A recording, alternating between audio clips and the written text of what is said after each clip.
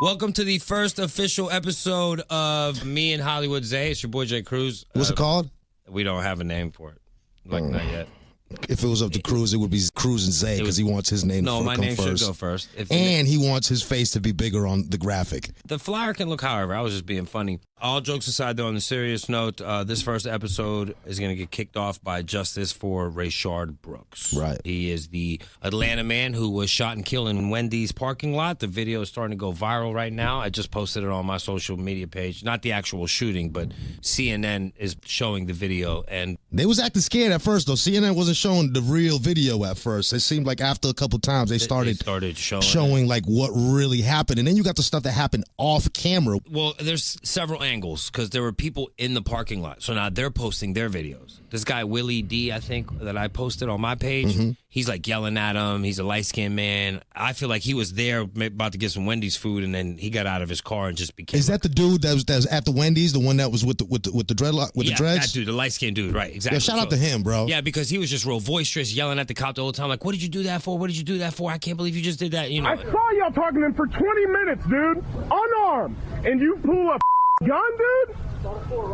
Wow. I feel like both of your careers are definitely done. And you know what's crazy? Because we were talking about this. Like, this stuff has been going on for years on end. The only difference now is that we got these handheld devices. Technology. Because before it was like, yo, my cousin's, neighbor's, uncle's best friend, this happened to him. But when you can see that with your own eyes and listen with your own ears to the actual facts, I think that changes the narrative a little bit. For the third time in just 2 weeks, I have spent the better part of a day reviewing video footage involving allegations of excessive use by members of the Atlanta Police Department. Tragically, the most recent incident involved the fatal shooting of a 27-year-old man, Rayshad Brooks. Chief Erica Shields has been a solid member of APD for over 2 decades, and because of her desire of what meaningful reform should look like across this country, Chief Shields has offered to immediately step aside as police chief. Keisha Bottoms, the mayor of Atlanta, had, I guess, the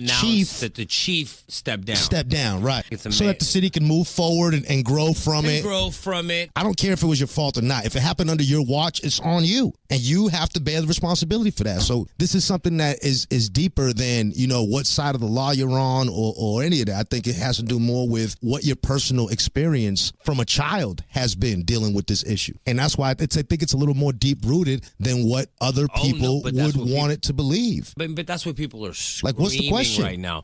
The policing started as people who used to hunt slaves. They were slave hunters. Right. Look, I got friends in the police community, and I don't like, you know, I'm not with the whole, you know, hey, fuck the police, but at the same time, I'm not with the whole, the police sitting here abusing on innocent people. And I, like, look, I'm watching the video. And then they shot old boy in the back, bro. Street code, sucker shit 101 right there. Look, growing up, I remember, you know, the idea of a cop to me was like, oh, if a bad guy is running away from the cop, cops chase him till they catch him. They don't have target practice while he's running away. That's not how cops work. Now, well, I don't. Like, what I'm saying is, I remember, if you're going to run from the police, run and get away. Because if you don't get away, that's going to be a really bad situation. That's not what I'm saying. I'm talking about a younger child. You're talking about I'm not talking about a teenager. You mean like a kid, like I'm talking 5 about years 7, old. 8, when I used to think being a cop was cool even at 10. My perception was cops didn't shoot people in the back. Cops chased. You looked at him like more like it was the good guy chasing the bad guy.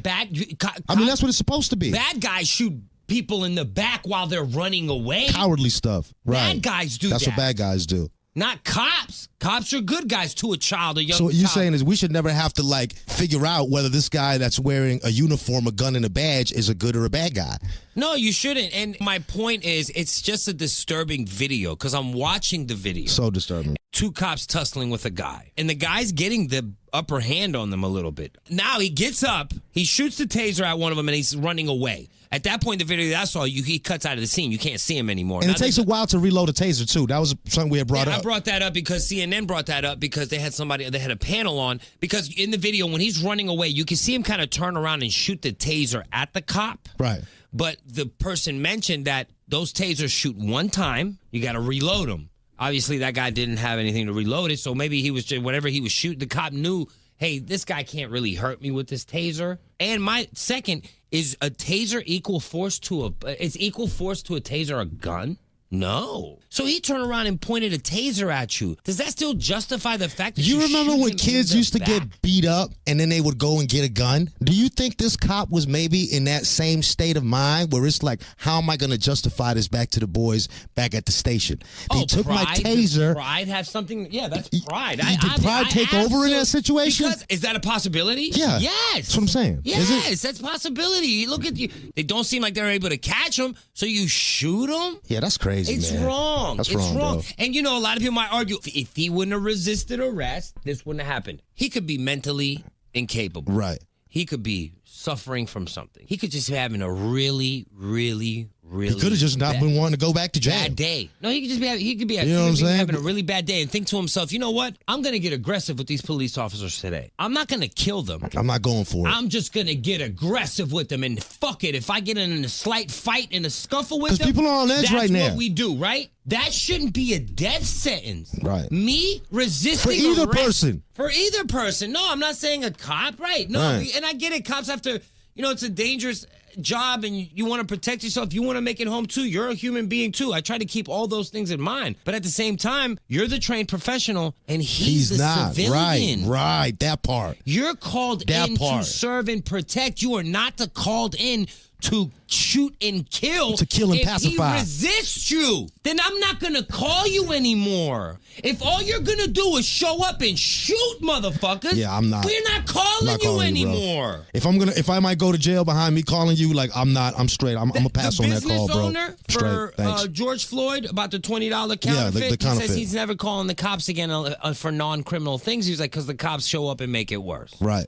Right. That's my thing. And you know, that's what they're talking about defunding too, is about, like, you know, having them not come for something like that, or having them not come for going to take a cat out of a tree, right? Or because a lot of times people did argue that sometimes we want our cops to be counselors. Don't ask a mechanic to do your heart surgery, guys. So I do, you know, I'll give them some of that. Sometimes we ask them to do things that they're not qualified to do. Do they have training in how to deal with taking kids away from a parent or something? You know, stuff like that, whatever, more emotional things. Right. But at the end of the day, police officers, if I'm scared to call you to come help because I think you're going to shoot. Look, true story. Me and my brother one time, we cut ourselves. We were chasing each other, and he got a really bad cut in his elbow, and I got a really bad cut on my arm. Sounds like y'all were fighting, and y'all didn't want to tell your mother about it. Not really. No. I was chasing him, and the glass broke, whatever. We called the cops. When the cop got to the door, the first thing he did was draw his gun.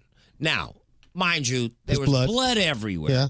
But, you know, I mean, he didn't ask no question. First thing he did was draw his gun. And what'd he say? We told him, whoa, chill, bro, chill. We was just, we went on an ambulance. Oh, just working the building, bitch. Like, yo, don't come here. I'm just saying, if that cop wasn't like, was a little bit more out of control, who knows? Right. If he didn't react to the whoa. Right. Like, yo, no, we're good. Hey, we just had an accident. Like, chill. Like, nobody's like, you know what I mean? So, I mean, obviously, you're going to see a lot more information. You're going to see a lot more about it. Rest in peace, Rayshad Brooks. We'll be back. This was our first official segment. But this is Kruz and Zay. Zay and Kruz. We'll talk about that. No, we're not going to talk about it.